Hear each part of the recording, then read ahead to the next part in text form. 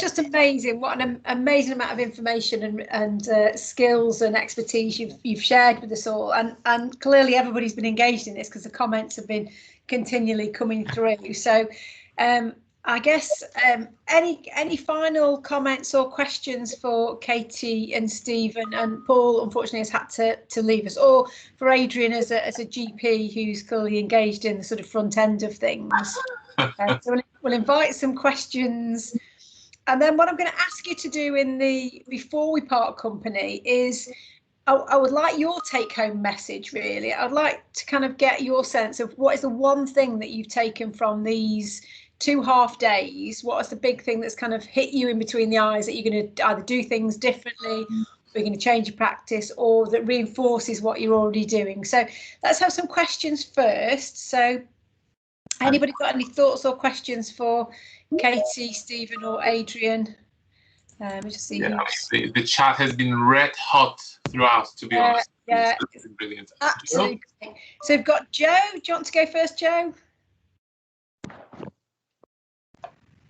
Oh yeah, I just wanted to you guys who work in host pain service, your guidance from us working as an individual profession, working as a service, making that decision when you've been trying to work and engage with a patient with persistent pain. At what point do you feel then refer somebody on into more specialist pain services? I think for me it would be if you just kind of notice the struggle to progress and that there's too much there for you to work on in your setting. So because more often than not in pain services, you've got a whole team, haven't you, where we may be able to get a psychologist on board if there's some big kind of psychological component that's limiting progress. But yeah, I suppose we just get, because we see this all the time, we get more exposure to being with patients who are struggling. So I suppose just if you've got a service available and you notice that someone's particularly disabled and stressed by pain, then why not refer on? Yeah, it can be really useful again just to think. And would they sooner? Sorry, I was just going to say, would you see sooner rather than later? You know, so timescale wise, you know, have you got any sort of recommendations as I think it goes to, you know, numbers of time? I think it probably goes to what Katie was saying, really. It's very individual, isn't it? I think there is some evidence around you know, getting people sooner. I would think that would be a useful thing to do. I mean, we certainly don't want to be continuing to see people when it's quite clear that we're not effective in terms of the input that we're having. What would be my advice really would be, if you have a local pain service or any of the other services, is to think about a conversation. You know, I think sometimes there can be a number of reasons why you aren't making progress. So just taking some of those pointers from that last slide and taking that information, having a chat with someone and seeing whether they feel that they're better suited to make the progress. It's a really tough one to answer. It's a tricky one, isn't it? But also, I mean, the whole point of using STarT is in a way trying to overcome that big unknown when you're first seeing the patients. Which one is he or she? Is it the simple? Is it the low risk? Or is it the high risk?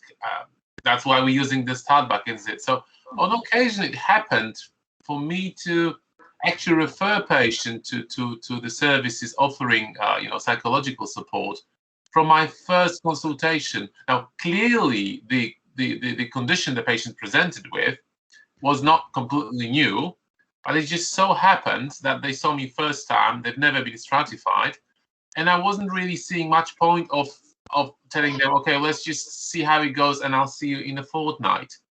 So sometimes it really is crystal clear, and you can, providing, of course, you have services around, yes. Go straight ahead and suggest that to a patient, and you know, quite often they're quite grateful, and it works fine.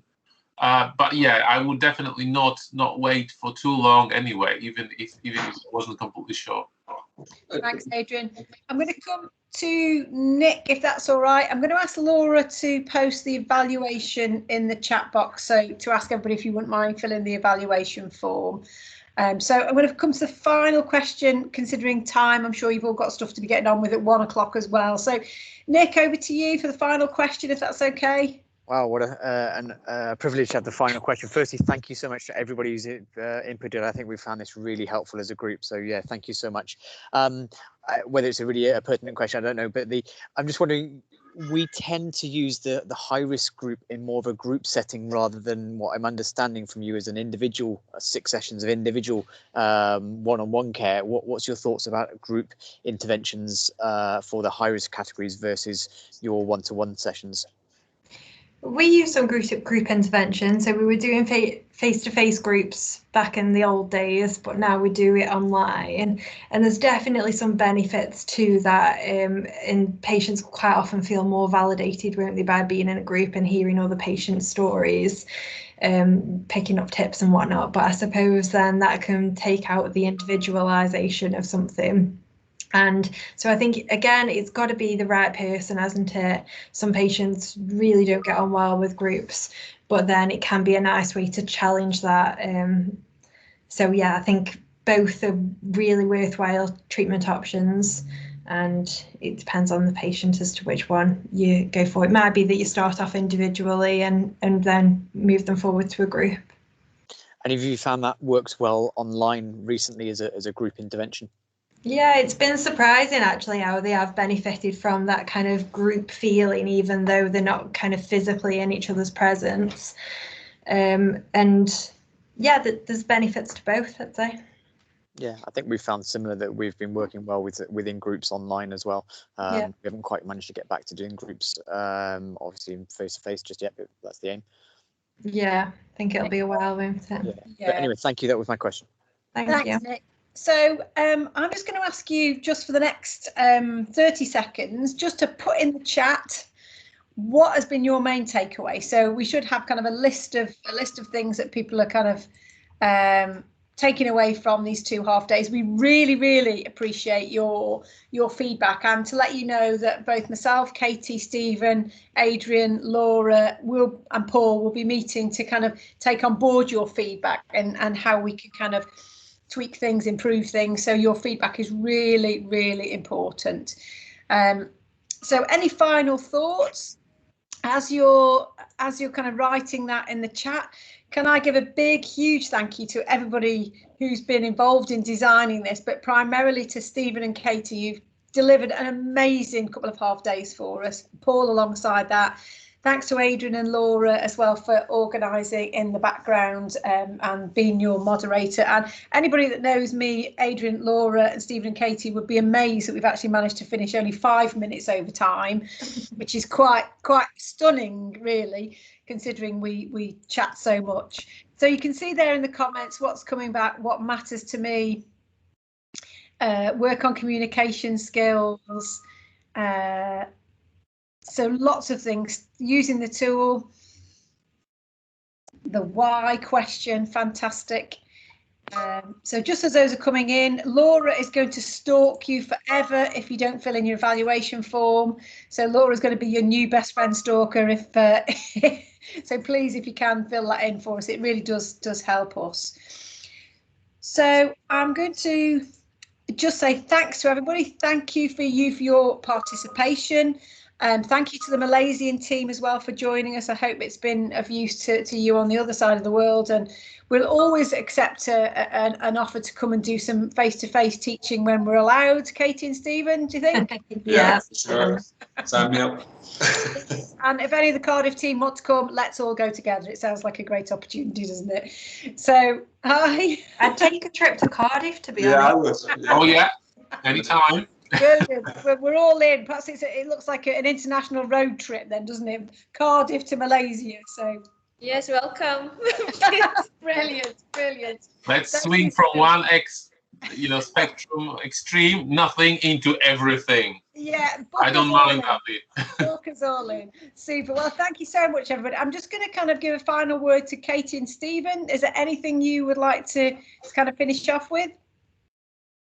No, I mean, I guess you can see that we were struggling even to get the stuff in there into that last session. So we're happy to be contacted. There's loads of other things that we do that can be helpful. And if you just want to chat, then you email us or call. So thanks for taking part. Thank you. If anybody's got any Twitter handles that they want to put in the chat so that we can kind of keep you up to speed. Yeah. Stephen and Katie, come on. Keep trying. I'm just not a social media person. They've been trying to get us to do this for years. Yeah, well, but just be mindful. Once you're in it, then she'll take over your life. Not one of my values. No, it's not the why from me. Yeah, all right. Yeah, we take that, but you're happy to be contacted on email. Yeah, of course. Yeah, or letter with a stamp on it. Yeah, by smoke signal. Or cornered somewhere on the corridor. Brilliant, brilliant. Well, all right. Well, have a great day, everybody, and thank you so much for for taking part. It's been brilliant to listen to, and I've learnt loads as well. So, have a lovely day. So, thanks ever so much. Take good care, all. Thank you, everyone. Thank you. Thanks, Kay, and everyone else. Bye. Take care. Thanks, Tom.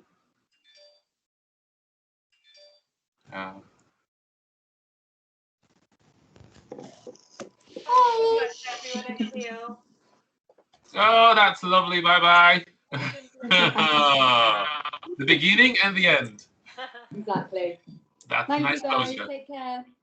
Thank you. Thanks so much, Adrian. My pleasure.